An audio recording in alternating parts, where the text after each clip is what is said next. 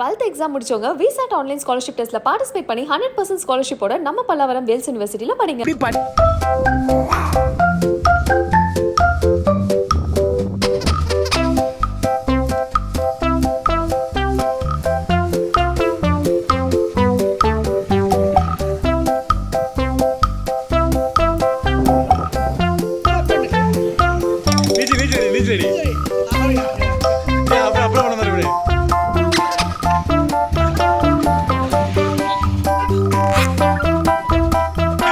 கந்தசாமி படத்துல வைகை புயல் வடிவேலு போலீஸ் அவருக்கு வாட்டர் ட்ரீட்மெண்ட் கொடுக்கும்போது மேகம் கருக்குது தப்புச்சுக்குன்னு சோப்பு போட்டு குளிச்சு துணியை தொப்புச்சுக்குன்னு துவைக்கிற மாதிரி இங்க ரெண்டு இளைஞர்கள் குழாய் உடஞ்சு வர தண்ணியை பார்த்ததும் நடு ரோட்ல சிக்கு ரயில் மாதிரி வேகமா பாஞ்சு சோப்பு போட்டு குளிச்சு துணியை துவைச்சது மட்டும் இல்லாம நீச்சல் அடிச்சிருக்காங்க. எதனால அவங்க இப்படி பண்ணாங்க அப்படின்றத பத்தி இனி விரிவா பார்க்கலாம். தென்காசி மாவட்டம் சேர்ந்தமரம் பகுதியில தான் இந்த ஒரு சம்பவம் நடந்திருக்கு.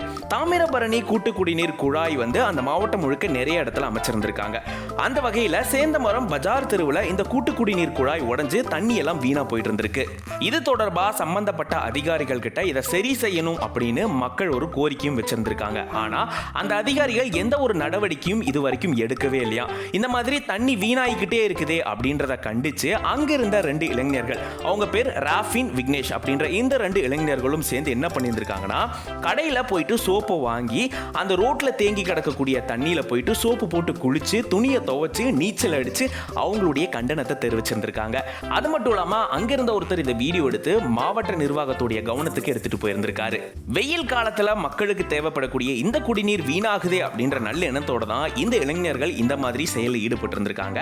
இந்த வீடியோ அவங்க கிட்ட போனதுக்கு அப்புறமா இதுக்கப்புறமாச்சும் நடவடிக்கை எடுப்பாங்களா அப்படின்றத பொறுத்திருந்து பார்க்கணும். அது மட்டும் இல்லாம இந்த மாதிரி தண்ணி தொடர்ந்து வீணாயிட்டே இருக்கு, இது சம்பந்தமா அதிகாரிகள் நடவடிக்கை எடுக்கணும் அப்படின்னு மக்களும் கோரிக்கை வச்சிருந்திருக்காங்க.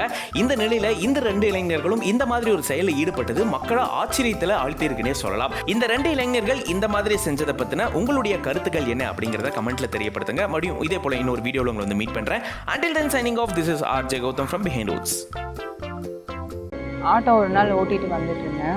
சிட்டி அவுட்டரில் தான் அது. ஆட்டோ கை போட்டு கேட்டாங்க, எங்கே போகணுன்னு கேட்டேன். சிட்டி சைடு உள்ளன்னு சொன்னாங்க.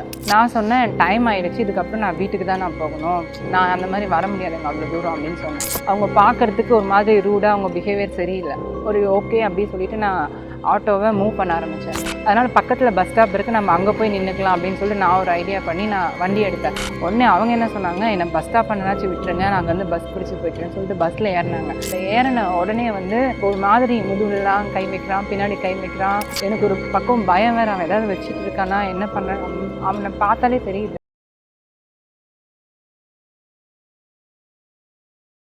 12th எக்ஸாம் முடிச்சவங்க விசாட் ஆன்லைன் ஸ்காலர்ஷிப் டெஸ்ட்ல பார்ட்டிசிபேட் பண்ணி 100% ஸ்காலர்ஷிப்போட நம்ம பல்லாவரம் வேல்ஸ் யூனிவர்சிட்டியில படிங்க.